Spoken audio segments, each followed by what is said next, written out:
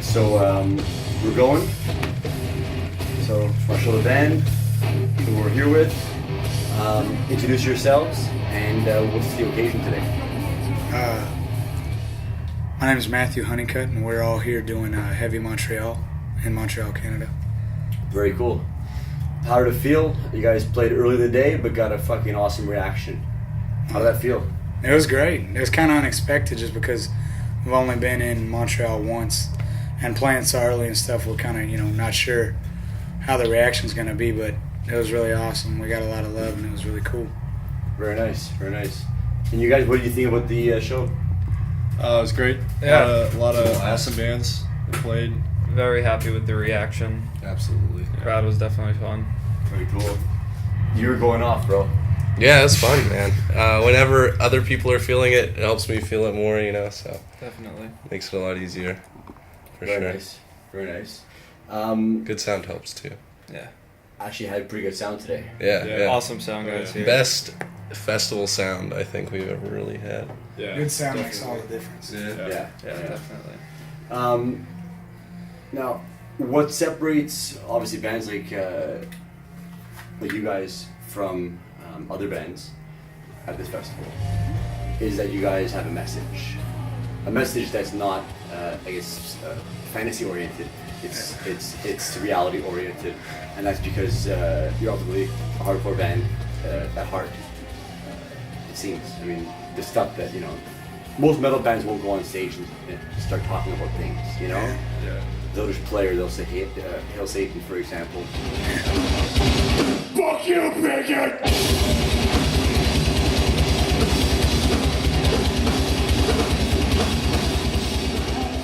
Obvious question, some of the issues that were raised. I come from a broken family myself, so it got me into hardcore for many, many years. It helped me through most of my childhood. And so I'd like for you to expand just a bit upon some of these subjects that are difficult for a lot of people to, maybe think about. You bring these things to the forefront. Talk about the importance of bringing real issues to the forefront, and how you develop the courage to be upfront with your views and with your opinions. I mean, the way I see it is for instance, we're here in Montreal. This is the second time we've only been here and traveled like 10 or 11 hours to get here for, a 25-minute block of time. And it doesn't matter if we're playing a show like this, we're playing, a local show back home. The way I see it is we have one shot and one opportunity to get people to hear what we're about. A lot of bands get on stages and, if they want to, it's their right, no matter what, to talk about whatever they want. That's the beautiful thing about music. That's what's awesome about being able to share your art with people.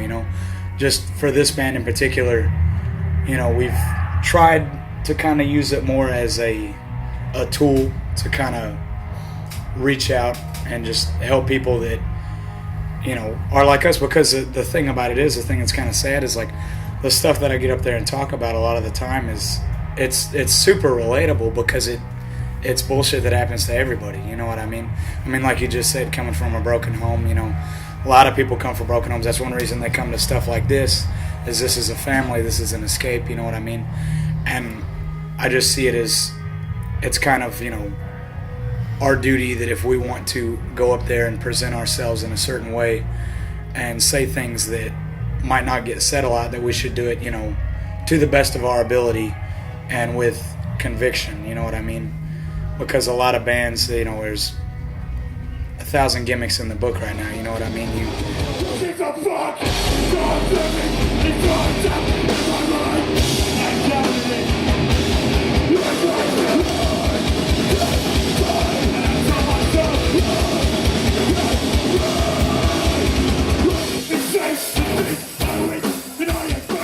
What we're saying means something, because it's not wasted breath. We're out, we've been going on 5 years grinding this shit out, you know what I mean? So it's kind of like for people to reciprocate back that they care about what we're saying, or that it comes back, that's at the end of the day, that's what it's all about. That's what we're in it for. Very cool. Growth Crisis played a show a few weeks ago at Montreal Rockfest. It's a huge fucking Rockfest extravaganza. and they're obviously a band that has a message. They also have some serious riffs. Absolutely. So I think the message is key. So is the riff, and so is the song. Talk a little bit about the songs that you guys write, how they move people. When people are moving, they're more receptive to hearing, I guess, powerful messages, right? If they like the music, if it gets them, they're more inclined to listen to, let's say, a frontman speaking about shit like that, Yeah. So talk a bit about how, I guess, your songwriting approach connects with the message, and why it's able, or how it's able to dig deep in people's souls, because that's kind of what your shit does. Well, we don't necessarily try to, make anything super exciting or anything. That we just try and make music that we're into, and we're into aggressive music, we're into fast music, heavy music. So, I don't know, we try and make something different that collectively brings all our influences together and, grabs people. But all in all, as far as the message and lyrics go, Matt's the genius behind that, and we kind of collectively agree, Yeah. And so he's the mouth, and we're all kind of the brain working together, So Very cool. Yeah. Obviously, Pantera, a band that I've been fans of my whole life. I saw them in Montreal numerous times in the 90s. I'm in my 30s, so I caught the Far Beyond and the Tranquil cycles, Yeah. You guys obviously have a bit of that in your sound. I mean, it can't be denied, whether you, do it deliberately or not. I mean, obviously, hear the Pantera in there. That Texas slam, Right. Was that obvious? To what extent how they influenced you, for example? To be honest, it wasn't really anything we ever really just shot for. It just stuff we wrote sounded cool, and that's kind of how it came out, And I'm not complaining. Pantera is a fucking awesome band, and to Definitely be compared, not an insult. to have parts that hit like Pantera did, and have people say that and think that's awesome, huge compliment. Yeah. Very cool. We gotta get back to the message a bit, because I think it's very important that I was a social worker. Okay, I worked for Big Brothers Big Sisters, and I would I'd volunteer with kids, and then supervise volunteers who work with kids from single parent families. Okay, and that's what I came from as well. A lot of us did, I think. You speak directly about that. Why do you think a single parent family's abandonment of one's family is such a common thing in society? It seems to be getting more and more common. So many divorces at families, so many broken homes. What are some of the factors you feel are could be responsible for this unfortunate trend? I firmly believe that you can trace back the majority of the problems in the world, every nation, to, the breakdown of the family unit. I think that people, the kids stop respecting the parents and the parents stop raising the kids. It just turns to shit, you know what I mean? It's everybody, especially in our generation, a lot of, older people want to say that we're the entitlement generation, that we feel that we're entitled to certain things, and I feel like, maybe it's bold for me to say, but I feel like the one thing in life that you should be entitled to is your parents' love, you know what I mean? And a lot of people strive for everything but that. I've seen so many families that have, a good structure, and people just walk on it. They take advantage of it. And then I've seen other families that they try as hard as they can to keep together. They don't have a whole lot. They never had a whole lot, but they had each other, and that's all that matters. And as far as, the trend continuing, that's the sad cycle is,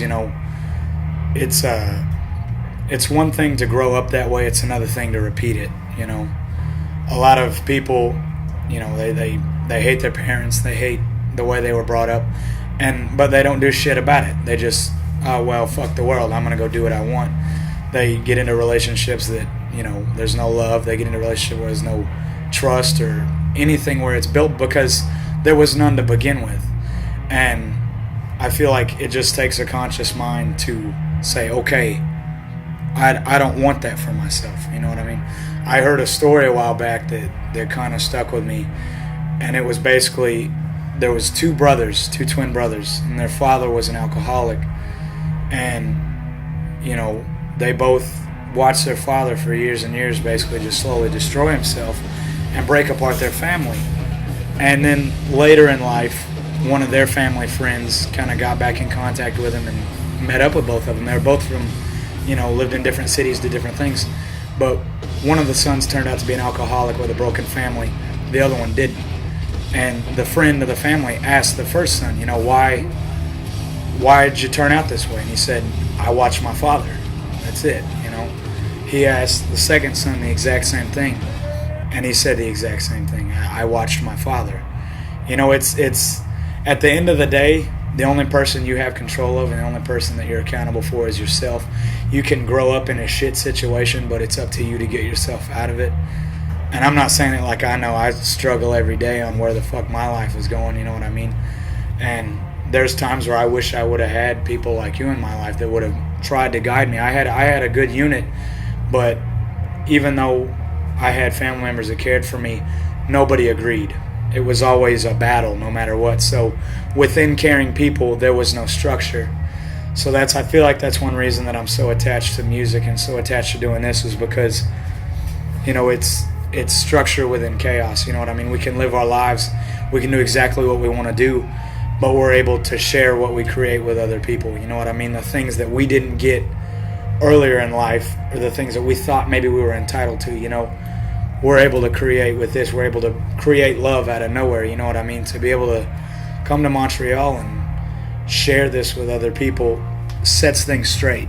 Music sometimes can be the best adopted family anybody could ever ask for, and to take advantage of that would be absurd, you know what I mean? I think that music's a beautiful thing, and it really helps a lot of people, because a lot of people, they never had any help to begin with, so it really helps, Well, very well said, man. Very well said, You had definitely screwed on the street. Well, I appreciate that. Yeah. What is next for you guys? What do you guys have in the cards? And yeah. We I think we get heading home after this. We have a couple days to get home. We have a couple months off. We're just gonna relax, start writing for some new stuff. Do a short headliner in early November, and then we're opening up a tour at the end of November with Amir, Acacia Strain, Straight from the Path, and Fiffer King. So, and that's November through almost till Christmas. And then I think that's it for this year. Hoping to get overseas early next year.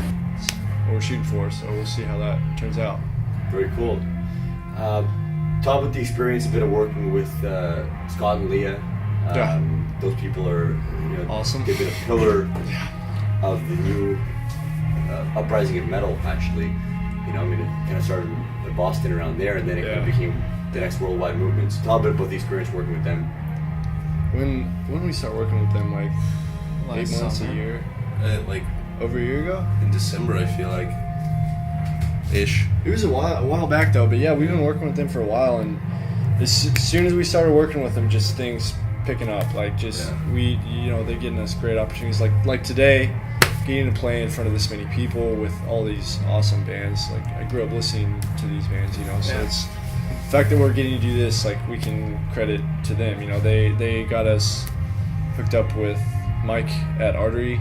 They're responsible for all that. So, and because of that, our album hit a lot more ears than we could have ever done by ourselves. So, yeah, we owe a lot to Scott and Leah. Yeah, On top nothing of but that. love and support. On top of that, great people as well. Oh, Scott's yeah. a great dude. Amazing Leah's an smile. awesome woman. They were supposed Really to be fun to here talk today, to. but they bailed on us. So. Yeah, bummer. Pretty hard. For one of their other bands. It's just nice to have people that give a shit. It's refreshing after doing this so long. Yeah. By ourselves, grinding it out. So we're thankful as shit, what I mean? Absolutely. Yeah. It's cool. So lastly, I'm asking each one of you for some words of wisdom to young people out there who are struggling, trying to find themselves, trying to find their place in this world. like all of us. Just, I don't know, something that you've learned helps to adapt in times of struggle and stuff like that. A couple words of wisdom, and then we'll call it. Don't be a cool guy, you know. Form your own opinion and stick to it, whether people agree with it or not. I mean, I feel like if you try and say somebody asks you like if you know about this band or not, and try and be a cool guy and say yeah, and then they can throw a question right back at you like, well, what do you like more or whatever. Not necessarily to test you, but because they're generally interested, and you don't know what to say back. So, you know, you just kind of gotta actually like what you like and actually don't like what you don't like. So, A, you won't look like an idiot, and I feel like people will respect you a lot more, you know? So, Well said. don't be a cool guy. Well said. Trying to think. I guess pretty much like don't sweat small stuff, because like if you're worrying about it now, chances are from like tomorrow to like a year, it's not going to mean shit. So it's like just focus on what actually matters and don't worry about like all the nonsense. So, Good advice, man. Yeah. Good advice. Mr. Isaac.